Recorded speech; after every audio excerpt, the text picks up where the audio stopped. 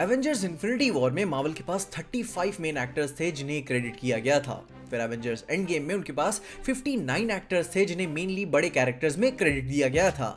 जहां आप दोनों मूवीज को कंबाइन कर दें और ओवरलैप्स एक्टर्स का हटा दें तो कुल नंबर 76 यूनिक एक्टर्स का आता है जो स्पीकिंग रोल्स में क्रेडिट किए गए थे, जो स्क्रीन पे अपीयर हुए मेजर तौर से।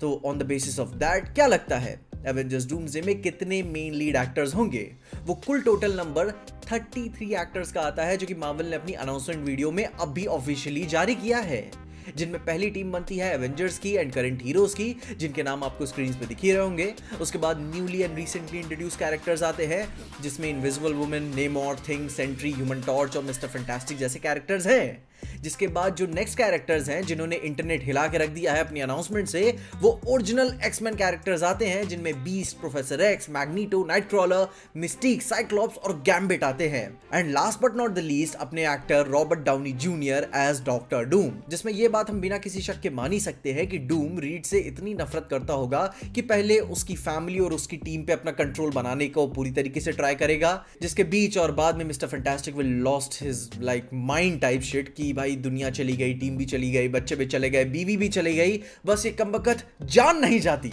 जिसमें फिर जो बाकी जो कैरेक्टर्स बच जाएंगे वो डूम के राजपाट में आपस में लड़ेंगे, विच मीन्स की कहानी डूम के बैटल वर्ल्ड की दुनिया में एक्समैन वर्सेस एवेंजर्स की कहानी बनेगी। बट ऑन दी साइड कि ये एक्समैन आ कहां से रहे हैं ये भी एक सवाल बनता है। डेडपूल एंड वुल्वरीन की दुनिया से तो वो आ नहीं सकते क्योंकि उसमें एक्सप्लिसिटली क्लियर की गई है बात कि फ्यूचर में लोगन मरा है एंड उसके साथ ही साथ मर चुके हैं प्रोफेसर एक्स, तो वहां का पत्ता तो पूरी तरीके से कट चुका। जहां फिर हमें वो वाले प्रोफेसर एक्स मिलते हैं जो कि हमें मल्टीवर्स ऑफ मैडनेस मूवी में देखने को मिले थे, इल्यूमिनाटी का पूरा ग्रुप बनाकर, और वो मौत तो हमारे आंखों के सामने ही हुई थी। तो वो इल्यूमिनाटी वाला यूनिवर्स लॉजिक भी नहीं बनाता और आई होप कि वहां से कुछ और कहानी जन्मेगी, वहां से सुपीरियर आयरन मैन अकेले आएगा, फिर अपना बदला लेगा अपने वांडा से कि तुमने क्या किया, तुमने पूरी पूरी दुनिया ही खराब कर दी। उस वाली कहानी से मेरी एक अलग स्टोरी में उम्मीद है, पर अभी हम उसकी बात नहीं कर रहे हैं। बात यह है कि जो दुनिया बच जाती है वो है एक्समैन की वो वाली दुनिया जिसे हमने दी मार्वल्स मूवी के पोस्ट क्रेडिट में देखा था, जिनका बीस्ट वही केल्सी ग्रामर वाला बीस्ट है जिनको हमने ओरिजिनली पुरानी एक्समैन वाली मूवीज में देखा है, पर इस बार थोड़ा सा पूरे सीजीआई वाले लुक में। एंड इस दुनिया में अपने प्रोफेसर एक्स बाकी सारे म्यूटेंट्स के साथ जिंदा है एंड थैंक गॉड वो मारिया रैम्बो वाली बाइनरी को इसमें कंफर्म नहीं किया गया है। पता नहीं उस एक्टर कैरेक्टर को इतना पुश क्यों किया जा रहा है। जहां अब ये अर्थ एमसीयू के ऑफिशियली अर्थ्स के नंबर्स में रिवील तो नहीं किया गया है, पर कॉमिक्स में फॉक्स के उस एक्समैन वाले यूनिवर्स को ओरिजिनली अर्थ 10005 कह के बुलाया जाता है, जो कि 2000 से 2017 तक चला, जब तक फॉक्स का बोलबाला था। पर जहां दी मार्वल्स के पोस्ट क्रेडिट सीन से हमें यह बात पता चला है कि उस एक्समैन यूनिवर्स के म्यूटेंट्स को यह बात पता है कि जो इम्पॉसिबल चीज थी वो मल्टीवर्स एग्जिस्ट करता है and there is a fracture in multiverse. वहीं मीनवाइल अपने मेन अर्थ 616 के जो भी अपने सुपर हीरोज ग्राउंडेड कैरेक्टर्स हैं जैसे कि सैम विल्सन के Captain America, Shang-Chi, Yelena, Walker and Ant-Man जैसे प्लैनेटरी थ्रेट्स से वो लड़ने का काम करेंगे। वहीं स्ट्रेंज, वोंग और लोकी जैसे किरदार मल्टीवर्स की इस अनरावलिंग को सॉल्व करने का काम करेंगे, जिससे डूम अपने हिसाब से कंट्रोल करना चाहेगा।